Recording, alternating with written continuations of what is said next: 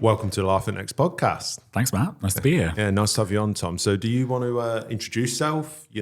Tell us about where you are in the business. Yeah, sure. So I'm Tom. I'm the licensed buying manager over on Next Home. License? Yeah, so we look after all the home products for our licensed brands and partners, yeah. Yeah, so that word's probably gone to everyone. What is license? I even asked that question on the daily. I sort of said, what is license? What do I do? Yeah, exactly. Yeah. No, it's fairly new to the business. I think commonly known probably label Right. from fashion especially. From a home perspective, it's quite new. We've been doing it with, I guess, kind of conviction for the last 4 years. With Laura Ashley when we started doing their upholstery. But I joined the team 2 years ago. So I've been at Next for a while, but I joined the license team as manager in 2022. Yeah, November 20th, 2022. Previous to that, were you working on Next Home then? Yes, yeah. So I was the furniture buyer. So under Emma, Emma works with, I think, about 6 furniture teams or lighting teams. So I looked after, at one point, all downstairs furniture and then split out into dining and chairs. But I've been at Next for 13 years now, so I started as a trainee. Oh, wicked. Yeah. Oh, wicked. We'll definitely get into that. Stunning. We'll definitely get into that. So in terms of, just expand more on Label Home then, how would you sum it up, like in a really succinct way? Like, Yeah, what would sure. be the best way of describing it? So the home department is kind of split into 3 sections. So you've got own label, which is where everything's in-house. We've got an amazing design and that's resource. Next Home. That's Next Home, yeah. That's what, if people know us for home, that's probably what they're thinking. Yeah, so if you own a Bronx sideboard, that's Next Home. Yeah, I think everyone in the country owns a Bronx sideboard at this point. And then license and label is split into 2 sections. So we have third-party license, where we sell other people's products on our website. So at the moment, like we have Cotswold Company products on our website, or just launched with that. Yes, really recently, or things like Oliver Bonus, etc. Where we're a platform for them to sell their products. We either do direct to customer, or we take some stock and do it for our normal logistic process. And that's just and so that's literally more of a infrastructure sort of relationship of we've got these tools or services. Yeah, and you can use them. And David's team look after that. So that's not my team. I just work with them on that section. And then there's the license side, which is what I look after. Yeah. And that's where we have agreements in place or contracts to be able to design, develop, and produce products for other brands. Oh, exciting! Yeah, it's really cool. And I think what's great is that it's a huge mix of product types. There isn't anyone that overlaps, and it's an amazing choice for the customer. So when you say as well there, you're designing or bringing to life other products for other brands. Yeah. How does that actually work? Yeah, so I want to be clear about that. So from a license perspective, the license, the brand is responsible for the design. Right, so they still design. Yes, they design. So I'd say about 90% of everything we produce for license is designed by the brand. Got you. And it might be that they maybe don't have a specialism in an area, so they might not be particularly strong in furniture or lighting. So then we'll work with other people to support them on that journey. But everything from a mood board or a design comes from the brand. It's really important to get that DNA across. And then we use our supply base with our amazing product team. And then we figure out what we can achieve, what we can't achieve. And then we range build with the brand to make sure that we can launch effectively for season by season. Got you. So if you took a lot of your knowledge from Next then over the years and brought that into this, Absolutely, yeah. And I think like what's great from a Next perspective is we, like every company really, but you put the customer first when it comes to quality and safety and value for money. That's the main goal. And the fact that we can apply that to other brands as well is amazing. But it also, we can kind of stretch like the qualities now with the other brands. So we may have not done certain fabrics in the past because from a wear and tear testing, Next customers are like, it's a family of 5 and everyone's gonna be bouncing on the sofa. But maybe from a more premium brand or a brand that maybe is pitched at a different target market, we could do cotton velvets because they expect a level of creasing and a level of like wear and tear because that's what you love about that fabric. But we don't do it for everyone, but it gives us an opportunity to try new things. So with that then I guess, talk to me about some of the brands that we're working with, because I guess some of the brands I reckon a lot of people know already. Yeah. And then add on to that, how do we pick, or how does the brand pick us almost as well? Yes, I'll do it for the journey first. So I think when this first started, so I've only been on the team for 2 years and I brought a couple on myself, but when the iteration started with my boss, Anthony, this amazing dream about what license. Well done for getting that shout out. I'll see you in the office later, Anthony. He had this like huge dream about what license could be, and like him and David, because they were the duo doing it at the time, looked at what, from a customer point of view, we were missing as a business. And not because we weren't doing well, it's just what could you offer the customers that maybe weren't a priority for next, or what could be like a different like arm that we can like use and utilize. And then we reached out to those brands, basically pitched for the business, like any kind of agent or any kind of group might do. And then other relationships came from people that you know from a peer's perspective. Like I'm looking for someone who can help me produce bedding or sofas. And sometimes it's a supplier that brings it to us. So so we had one recently where a supplier's like, I've been working with this brand for 3 years. They're amazing. They now want to break out into more product types.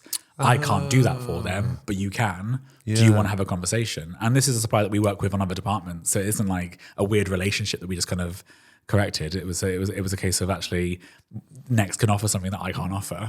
We have a mutual opportunity here to grow this brand and grow this business. And we launched them in September. Yeah. So it feels like the growth opportunities are massive then, really, because, you know, if you've got the infrastructure and the expertise and the knowledge of what all the teams do. Yeah. And then you're saying to the brands, what would you like? Yeah. Yeah, basically, yeah. I mean, there's also like some time management. Yeah. It's not just we'll drop everything. It's not infinite, But it's like, what would you, like what's going to suit your brand and what's going to suit us that we can both collaborate? And it's got to be really collaborative then, right? Completely. And I think with some brands as well, we've learned a lot in the last 2 years. Right. So I think with there's 3 brands that basically annualized this year. So we've only done our first year of sales with 3 brands this year. And in that year, we've learned that some of them aren't a textile brand, they're a furniture brand. Oh, so we're going to reduce our options in some areas and we're going to grow them in others, which is great because the customers clearly love that from them, and we want to make sure that we can extend the offer and grow those areas. And actually, we'll offer a credible offer, and we'll offer elements of the areas that maybe aren't as successful because we want to be total home. And it's also probably worth pointing out, like this team only looks after license. We don't link with the home team at all. So we keep home, Next own label home, and license home as quite separate teams. Okay. That was like a proper decision. That was like a consideration. So completely. And I think it's like an element of like time management scales. I mean, Next own label has like 16 individual teams and I've got 8. So we you know, there are similarities, but you know, from a scale of what Next do versus what license do, we're still quite small, but which is great. But yeah, so we have to like understand actually from a priority perspective, who do we want the furniture team to focus on? Right. Who do you want the bedding team to focus on? And we have a mutual understanding that with the brand. So we sort of say, this is our range build, this is where we think your direction kind of is. And they say, oh yeah, I appreciate that and I like that, but maybe could we look at this as well? Right. Or some brands might say like, no, like I appreciate this hasn't worked, but we think we've got new designs that we really feel strongly for. And we're like, yeah, brilliant, we can work on those for you. And sometimes it's a case of they'll like just, like you're the experts, like tell us what we should do. And it's a great combination, a great mix. And what are these brands? Because I think, you know, if I'm guessing Cath Kidston's one. Yep. Yeah. Who else? So what other brands? So it's interesting from the brands we work with. So we own 2. So we own Cath Kidston and we own Made.com. So Next bought those. And they were their acquisitions. Yeah. And then the other brands we work with, maybe are they like shared partners where we have a percentage in their business, or it's just a licensed contract completely. And I think that, like you say, Laura Ashley, Made.com, Cath Kidston, Rocket St. George, Jasper Conran, they're kind of the Nina Campbell, they're like the big brands. But then you've got French Connection, you've got Lucy Tiffany, Eleanor Boma. So a real wide variety. Yeah, massive variety. And the level of like options for each brand varies. And like I say, the level of what we look after versus what's available on our website varies as well. So if you look at Cath Kidston, for example, my team really look after rugs, lighting and accessories. And then they have other license contracts with other people. So then they get bedding from someone else and they get crockery from someone else. But we sell them on our website. So we're one platform for their brand. So even though we might not be developing it, we're still putting it on next.co.uk. We're still giving people that choice to come and buy from us because it's all convenience in one place. Yeah.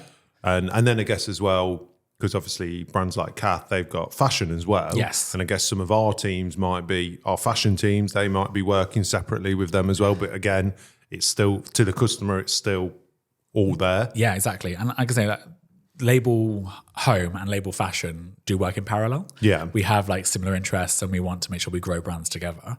It's managed differently, so I don't know what fashion are doing and vice versa, but the brand's DNA has to be inherent in both. Yeah. It isn't like one person's taking control of one thing and one person taking control over. That'd be silly. No, exactly. The mindset comes from the brand. And ultimately, the brands we invest in, we want them to be like long-term partners. We always say we're here for a long time, not just a good time. And we don't want anyone to be a flash in the pan. Like this needs to be like a few years that we're working on this. Yeah, definitely. We need to learn, and you don't really learn much until maybe second or third year with some brands. Right. What do you mean by that? You don't really learn. Like what do you like? What would you learn? I think like customer familiarity. Sometimes it takes a while for customers to understand that they can buy that thing from us or that brand does that product now. When I was on furniture was a long game development and sales perspective. Like you might launch a new range and it might not pick up for 6 months because customers are getting familiar with it. They're seeing it in store, they're touching it, they're feeling it, they're understanding actually, I really like this. This is really interesting. And it's a real considered purchase. Brands are a bit like that as well because sometimes you demand a higher price point because it's an exclusive print, it's a hand-painted floral from the Laura Ashley team. So there are elements there which we have to kind of like look into from a quality perspective. And customers then feel like, I've been looking at that for a while and that's really lovely. And it's not just like a flash in the pan and it's gone and next are getting rid of it. It's something that we trust and love and we've seen it in store now and now they bought it. And I think like if you look at sales where we launched brands last year to now, like things are 100% up. 100%, oh, really? Yeah. It's a great growth area. That's great. Yeah. That's really interesting to hear because, it must be quite difficult at times, for you and the teams and anyone else that's involved because you've kind of got to be really consistent, really committed and a bit resilient with it as well because like you say, I'm the same. Like you could launch something and it's like, oh, okay, is it? Why is it not gone as like excitable as me? Yes. Because you're so close to it. Yes. But if you give it that time and keep pursuing it and growing it, then you get the rewards for it. Completely. And you've got to be brave because some of the stuff's quite scary because you've got to like sometimes turn your next head off. Yeah. Of like, we're doing the sofa. Should we do it in neutral? I love a neutral sofa. I bought one myself. Yeah. I own the how to neutral. Everyone should have one. But we're selling like leopard print sofas for Rocket St. George. Yeah. Wow. Yeah, and that's our best fabric. Is it? Yeah, it's great. But for that brand, you expect it. It's their DNA. Like it's what you come for. Yeah. And when you're developing products with like a gold banana side table, it's like that's a basic. Kind of want to see that now. Is that well? It's online, you can buy it. I might do after this. I might do after this. And in terms of because we were just speaking at the start before we started recording, in terms of like who else is involved in this in terms of bringing this to life because I guess it can't, I always say to everyone and to my team coming in, the product team obviously are really key to the whole business of Next. Sure. Like if we don't have product, we're not even doing this podcast, like I'm just talking to an empty space and it's a bit boring. Yeah. Or, we've not got anything to market or anything to put on our site. So product is key, absolutely. But there's so many collaborative teams, isn't there, at Next that make it all happen? Oh my God, it's huge. It's really huge. And like I say, like product is not key in a sense, but if you don't have something to sell, what do you do from a Next perspective? Yeah. But I'm so happy with the wider resource that we work with. So whether it's the pagination team who deliver our photography, I hot hand on my heart say that the photography doesn't look like, it looks like the brand's photography. It looks like Shabby Chic has gone and styled this in a rustic cottage, and they have in some instances. Every area from what we do, whether it's PR or online presentation or photography, it's brand DNA at heart, and that's part of my job. So I need to make sure that the brand is happy with what we deliver and that we've got the right people to help do that. And without those connections between brand and people, like it's quite difficult to kind of get that across. I mean, the online team, online is our biggest shop window. Yeah, it is now. Yeah, it is now. I think especially for license, I think maybe 5% of our stores are retail and everything else is online because we don't have huge store space and there's so many Next products to get in as well. Exactly. And like I said, we've grown fast, so we kind of have to like kind of work our way into all the avenues. But like Alison and Felicity on the online team, they think ahead. They are on board with the brands. They're excited by what we're doing. And we've got this thing online now. I think customers will see it, but it's called what we call the hybrid banner. Okay. So when you search a brand's name, it comes up with a gorgeous image of maybe a lifestyle or a landscape shot with their logo. And now there's what we call the pills. And the pills are now images rather than just text. And it just gives you that understanding of like, right, I've gone on here. There's authority now. And there's trust in this brand. Right. And since we changed to this hybrid banner, sales increased. Really? Yeah, customers, how interesting. Customers got excited by it because actually it's a bit more, rather than just being a grey page or pills or just writing.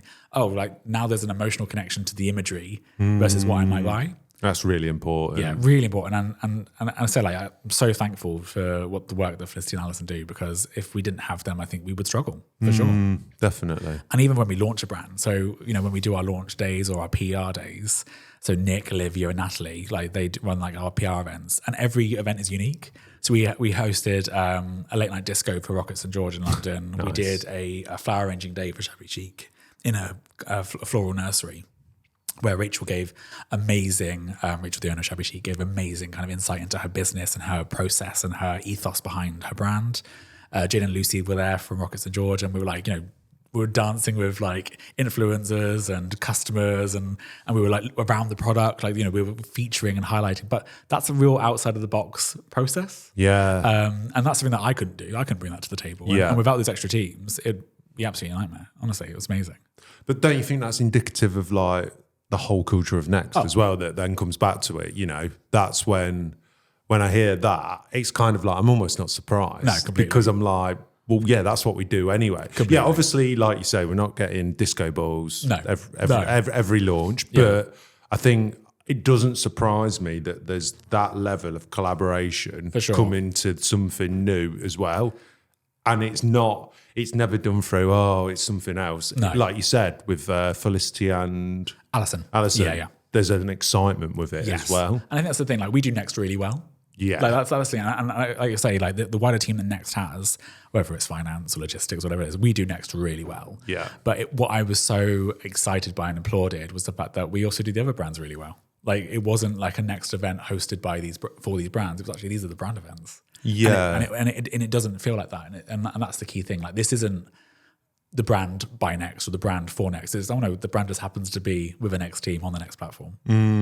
That's interesting. It's really important. I think that is really important because, you know, brand identity, regardless of what aspect you're talking about, it is so key now. Yeah. Because there's an affiliation, like you mentioned there, even on the website, there's an emotional attachment to a brand as well, and what that means and what that can give you. So I totally agree with that. So going right back to what you said at the start, how do you get into that then? Like, and how do you, because, you know, there might be some people listening to this go, how do I be part of this? Sure. You know, because it's like, Yeah. And you said you came through our trainee scheme, Yeah, so which is, you know, pretty good. Yeah, it's been like, well, it was when I was there. That's for sure. I mean, look at me now. No, I think, so I joined in 2011, June 20th, to be precise. So before working at Next, I worked for a small fashion boutique in London. Okay. We had a store in Carnaby Street, an online platform, and I did back of house. I did like the deliveries, the orders, and I presented to buyers of other retailers. And in those meetings, I was like, oh, I want to do what you're doing. Right. And you know, I asked around, like, how do I sit in that seat rather than in this seat? Yeah. And yeah, I found the Next trainee program. I think other areas might call it a graduate scheme, but we call it our trainee program. Yeah, exactly. And joined. So obviously, I was in a fashion company then at the time, and so applied for Next and applied for women's blouses. Got the job, fantastic. Turned up on day one. I was like, oh, you're going on furniture. I was like, oh, that's interesting. That's different. And then, so I started my career on Next Home. And then, so I've been in and out of the business for 13 years and came back in 2018 as buyer on furniture again. Love furniture. So through connections and being excited by what Anthony was doing on label and license, there was an opportunity that came up through the license team, and I got interviewed and got the position. But I think the main thing is just be curious about what people do. Right. So if like I never thought when I originally applied for women's wear blouses that I'd be doing license home. Was that that journey wasn't the journey that you map out, but I knew I wanted to be a buyer, and I knew I wanted to work in product, and I knew I wanted to work in trend and style. Yeah. And I think that's the great thing about what Next does. There is a heart of design through, and I think that's now amazing for me to have this extension for license because it's the heart of someone else's design. So it's a lovely like kind of branch to add on to that tree. I love the way you describe that journey as well, because I would 100% live by that here all the time, because it's not, don't get me wrong, in product as well, in particular, it is like, you've got trainee on the buying side, you've got trainee, assistant, buyer, manager, and then director if you wanted to go that far, but at the same time, it's not just like, right, I'm just going to stop in this team. It's like you could go onto a different team. Or you could even move to a whole different department. Yeah. Or, in this case, a whole different part of the business. Exactly, yeah. So I love that it just seems like the opportunities here, you've just got to, like you say, be open and curious and just keep going forward. Yeah. But then something might appear that you're like, oh, because I guess that from you going, right, I want to be on women's wear to home. What was that like as well? It was terrifying in a really exciting way, because it was like, doing things. So I did construction at university, so making things that you put into wardrobes to actually making wardrobes was a shock. But I think there were some categories you just fall in love with, and then you realize something like you're good with wood, and actually that's, you can get really excited by veneers and oak and pine and like mango wood, etc. And I think that's sometimes you've got a bit of have a technical brain in some of the, especially with some product types, because I think when Ellie was on the podcast, she talked about how she learned about zips and like the different constructions of giant chairs, etc. And it's so important from a product perspective. If you can't just like how things look. You can't just want to make a bestseller. Actually, you've got to be really excited by, well, how's that made? And how will that work in the customer's house? And you've got to make, I say this word a lot, but you've got to make connections all the way through. I was going to pick up on, I've picked up on that. You've said that a couple of times. And what do you mean by connections? Connection to anything is so important. So you've got to connect to the customer to understand actually what's important to them. You've got to connect to your team to understand what motivates them, and also the wider team. And I think that's the great thing what we do. Like, if you can understand someone and what their team's goals are, or what their aspirations are, or what they want to drive for their area of the business, because we do run kind of almost little industries within Next, which is great. We do. But if you don't understand someone, or they don't understand you, how are you going to get on board? How are they going to like move you in that direction?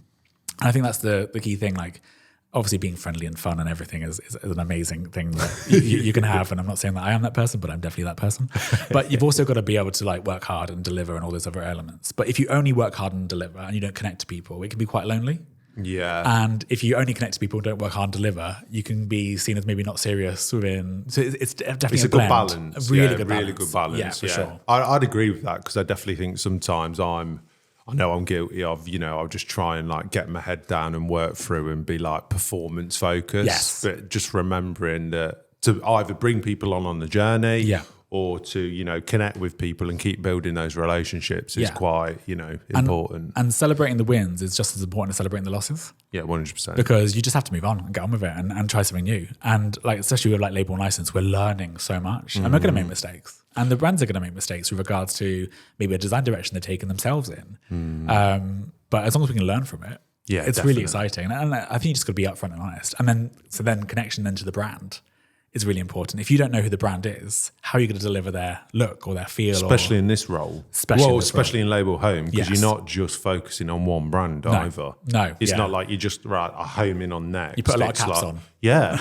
Yeah. And is that hard as well? Like from, day to day, like being like, right, I'm talking about Kath Kidson and then I'm going over to, which is obviously, they've got a certain customer profile. Yes. And then you're going over to Rocket St. George, who's obviously got a very different customer profile. Yes. And it's like, is that difficult? It was in the beginning for me, for sure. I've definitely got used to it now. I think it is difficult. Yeah, I'm going to be honest about it. It's difficult. I think some people on the team don't get it. And that's fine, because not everyone can wear that hat. Yeah. But some members of our team are like specialists in a brand. Right. So like some members might be like, oh, that's the vintage feminine customer through and through. Like Lucy gets that. Right, brilliant. So, we're going to do X, Y, Z, or this person is just so into Rocket St. George. It's completely their ethos, completely their look and their feel. And it's great to have champions for those brands. Yeah, too right. But definitely in the seats that myself and Kelly, my merch counterpart, sit in, we have to kind of like wear all hats. But what's really interesting from kind of seeing the briefs come in is where sometimes the brands cross over themselves. So you'll see like an interesting like mood board image. Yeah. So, well, I've seen that on this brand's board and this brand's board. And then you kind of have like, well, I'm just going to talk to them and just say like, oh, someone's maybe also looking at this. So maybe are we going in the right direction? And then that's a connection. They trust that I'm going to do those things. I'm not going to mention who it is or like etc. But there has to be an element of trust that they know that I know who they are. Yeah, definitely. And we've done, well, not we, I said the team has made some amazing product suggestions that weren't even on the original mood boards or the design briefs. And then the brand's taken them to like, that's amazing. I didn't know you can get that technique. That's fantastic. And now, how good's that? And now I design into it. So, but if we didn't have that brand, if we didn't connect with that brand, you weren't going to get to that stage. Yeah, 100%. No, for sure. 100%. And what would you like, what would you say if people are listening to this around like advice? Like what's been the best thing you've learned since you've been, since the whole time you've been here, from whether it be on Next Home or Label Home or anything? What do you think is something that you'd be like, right, this is key? Don't shy away from a challenge. Like embrace the fear. Like it. Ooh. Yeah. Ooh. No, for sure. Like when I went to furniture, I was like, what on earth? This is crazy. What are we doing? But yeah, I had an amazing buyer. So Jenny was the buyer on furniture at the time, and she's an amazing mentor, and the knowledge she has was amazing.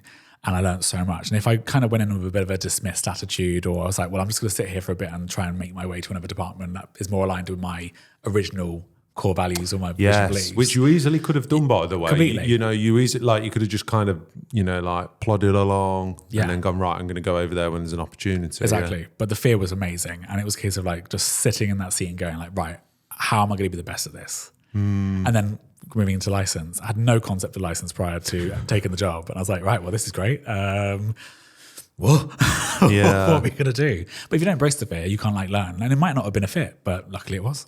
Yeah, and I think the key word there is learn, isn't it? Like, I hear so many times from senior managers or directors or anything, whether they're, I'm in a meeting or I get invited to a certain talk that happens around the business more and more now. They're all like, just learn and also ask questions. Like, you're not, obviously, you can't, if you're asking the same question over and over again, someone's going to go, you're not getting this. Okay, like, let's figure out why. But no one's ever just going to shoot you down for something that, you don't know, regardless of the level. Exactly. Yeah. Exactly. Regardless of the level. And even then, I wanted to learn something different. So I left Next in 2015 and came back in 2018 because I took the leap and tried something different. And it wasn't right for me. It didn't make sense, didn't work. But then an opportunity came to come back to Next, like, this is the fit, this is what works for me. And I could still develop and learn loads more and try different departments, try different areas and actually add value to this business. Yeah, it's good you came back there. Yeah, it is good. It is good for everyone involved, including myself. No, it is because it's. I think it's. I think a lot of people think, should I or shouldn't I? But the fact that there's another opportunity there. And what was the main driver of that, by the way? I sort of sat down and realised that my first kind of corporate role, my first kind of real job was here. Yeah, and I was like.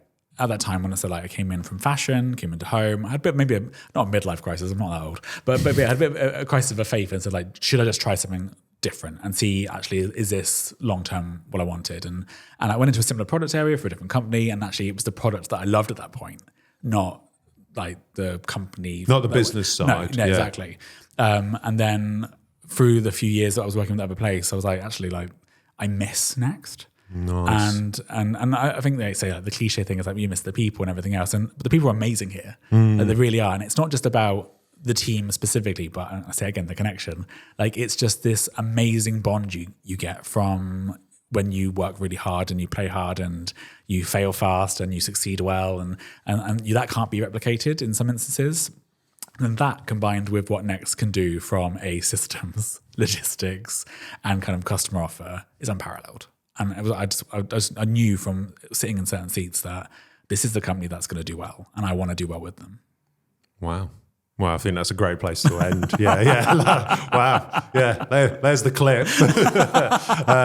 No, thank you for coming on, Tom. It's been really good talking and learning about Label Home. I think it's even one of the areas of the business that I work with a lot. It's still one I'm still learning. So this has been great to discuss. And, thank you for having me. I've really appreciated it. No worries.